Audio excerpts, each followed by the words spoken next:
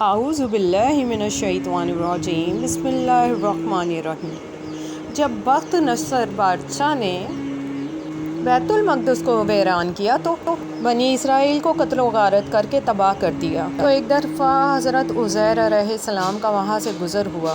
آپ کے پاس ایک برتن کھجور کا اور ایک پیالہ رس انگور کا تھا۔ آپ ایک گدھے پر سوار تھے، تمام بستی میں پھرے لیکن کسی شخص کو وہاں نہ پایا۔ بستی کی ساری عمارتیں گری ہوئی تھیں اور آپ نے تعجب سے کہا کہ اللہ پاک انہیں ان کی موت کے بعد کیسے زندہ کرے گا۔ اس کے بعد آپ نے اپنی سواری کے جانور کو وہاں باندھ دیا اور کچھ دیر آرام فرمانے لگے۔ اسی حالت میں آپ کی روح قبض کر لی گئی اور گدھا بھی وہاں پہ مر گیا۔ یاد رہے کہ یہ صبح کے وقت کا واقعہ ہے۔ اس واقعے کے 70 برس بعد اللہ پاک نے ایران کے بادشاہوں میں سے ایک بادشاہ کو غلبہ دیا اور وہ اپنی فوجیں لے کر بیت المقدس پہنچے اور اس علاقے کو پہلے سے بھی بہتر طریقے کے ساتھ آباد کیا، اور جو لوگ بنی اسرائیل میں سے رہ گئے تھے وہ بھی پھر یہاں پر آ کر آباد ہو گئے نئے سرے سے، اور ان کی تعداد دن بدن بڑھتی گئی۔ ان پورے عرصے میں اللہ تعالیٰ نے حضرت عزیر علیہ السلام کو دنیا کی نظروں سے پوشیدہ رکھا، کوئی بھی آپ کو نہ دیکھ سکا۔ تو جب آپ کی وفات کو 100 سال گزر گئے تو اللہ تعالیٰ نے آپ کو نئے سرے سے زندہ کیا۔ اللہ کی قدرت کہ اللہ تعالیٰ نے پہلے آپ کی آنکھوں میں جان ڈالی، ابھی باقی جسم میں جان نہ آئی تھی، تو آپ کے دیکھتے دیکھتے اللہ تعالیٰ نے آپ کے باقی جسم کو زندہ کیا۔ یہ واقعہ شام کے وقت غروب آفتاب کے قریب ہوا۔ اللہ پاک نے حضرت عزیر علیہ السلام سے فرمایا، تم یہاں کتنے دن ٹھہرے؟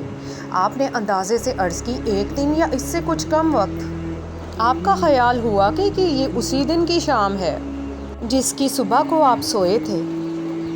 اللہ پاک نے فرمایا، تم یہاں 100 سال ٹھہرے ہو، اپنے کھانے اور پانی یعنی کھجور اور انگور کے رس کو دیکھو کہ ویسا ہی صحیح سلامت باقی ہے، اس میں بو تک پیدا نہیں ہوئی، اور اپنے گدھے کو دیکھو کہ اس کا کیا حال ہے۔ چنانچہ آپ نے دیکھا کہ وہ مر چکا ہے، اس کا بدن گل گیا اور اعضاء بکھر گئے ہیں، صرف سفید ہڈیاں چمک رہی تھیں۔ آپ کی آنکھوں کے سامنے اس کے اعضاء جمع ہوئے، اعضاء اپنی جگہ پر آئے، ہڈیوں پہ گوشت چڑھا، گوشت پر کھال آئی، بال نکلے، پھر اس میں روح پھونکی گئی اور وہ اٹھ کھڑا ہوا اور آواز نکالنے لگا، سبحان اللہ۔ حضرت عزیر نے اللہ کی قدرت کا نظارہ کیا اور فرمایا، میں خوب جانتا ہوں کہ اللہ پاک ہر چیز پر قادر ہے، یعنی یقین تو پہلے ہی تھا، اب عین الیقین حاصل ہو گیا۔ پھر آپ اپنی سواری پر سوار ہو کر اسی محلے میں تشریف لائے جہاں سے آپ گئے تھے۔ اس وقت سر اقدس اور داڑھی مبارک کے بال سفید تھے، جبکہ عمر وہی 40 سال کی تھی۔ کوئی بھی شخص وہاں آپ کو پہچانتا نہ تھا۔ آپ اندازے سے اپنے مکان پر پہنچے۔ آپ کو وہاں پہ دروازے پر ایک بڑھیا ملی جو کہ نابینا ہو چکی تھی، وہ آپ کے گھر کی باندھی تھی۔ اس نے آپ کو دیکھا ہوا تھا۔ آپ نے اس سے پوچھا، یہ عزیر کا مکان ہے؟ اس نے کہا، ہاں، لیکن عزیر کہاں ہے؟ انہیں تو غائب ہوئے 100 سال گزر گئے۔ یہ کہہ کر وہ خوب روئی۔ آپ نے فرمایا، میں عزیر ہوں۔ اس نے کہا، سبحان اللہ، یہ کیسے ہو سکتا ہے؟ آپ نے فرمایا، اللہ پاک نے مجھے 100 سال موت کی حالت میں رکھ کر پھر زندہ کیا ہے۔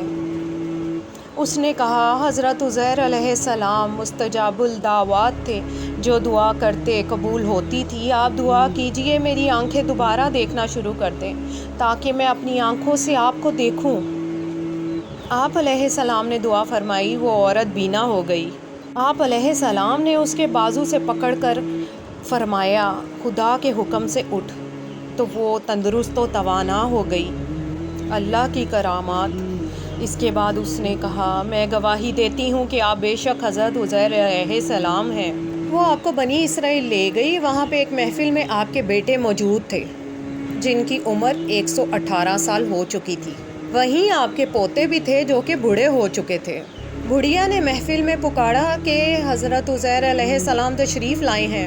تمام محفل والوں نے اس عورت کو جھٹلایا، تو اس عورت نے کہا، مجھے دیکھو، ان کی دعا سے میری حالت ٹھیک ہو گئی ہے۔ لوگ اٹھے اور آپ علیہ السلام کے پاس آئے۔ آپ کے بیٹے نے کہا کہ میرے والد کے کندھوں کے درمیان سیاہ بالوں کا ایک چاند تھا جس میں مبارک کھول کے دکھایا گیا تو وہ موجود تھا، اور یہ کہ اس زمانے میں توریت کا کوئی نسخہ باقی نہ رہا تھا۔ آپ علیہ السلام نے تمام توریت زبانی پڑھ لی۔ ایک شخص نے کہا کہ مجھے معلوم ہوا ہے کہ بخت نصر کی فتنہ انگیزیوں کے بعد گرفتاری کے زمانے میں میرے دادا نے توریت کا ایک نسخہ ایک جگہ دفنا دیا تھا۔ اس کا پتہ مجھے معلوم ہے، چنانچہ وہاں جایا گیا اور بہت کوشش کے بعد توریت کا وہ نسخہ ڈھونڈا گیا، اور حضرت عزیر نے جو نسخہ لکھوایا تھا اس کے ساتھ وہ نسخہ ملایا گیا، ایک ذرا سے حرف کا فرق نہ تھا۔ لہٰذا اس واقعے کو اللہ پاک نے پارہ 3 سورہ بقرہ آیت نمبر 259 میں اس طرح فرمایا ہے۔ اس شخص نے کہا اللہ ان کی موت کے بعد کیسے زندہ کرے گا؟ تو اللہ نے اسے 100 سال موت کی حالت میں رکھا، پھر اسے زندہ کیا، پھر اس شخص سے فرمایا تم یہاں کتنا عرصہ ٹھہرے ہو؟ اس نے عرض کی میں 1 دن یا 1 دن سے بھی کچھ کم وقت ٹھہرا ہوں۔ اللہ نے فرمایا نہیں، بلکہ تو یہاں 100 سال ٹھہرا ہے۔ تو ناظرین گرامی، یہ تھا آج کا واقعہ، جس سے ثابت ہوتا ہے کہ اللہ تعالیٰ جو چاہے وہ کر سکتا ہے، وہ جس چیز کا ارادہ کرتا ہے وہ کن فرماتا ہے اور وہ ہو جاتی ہے۔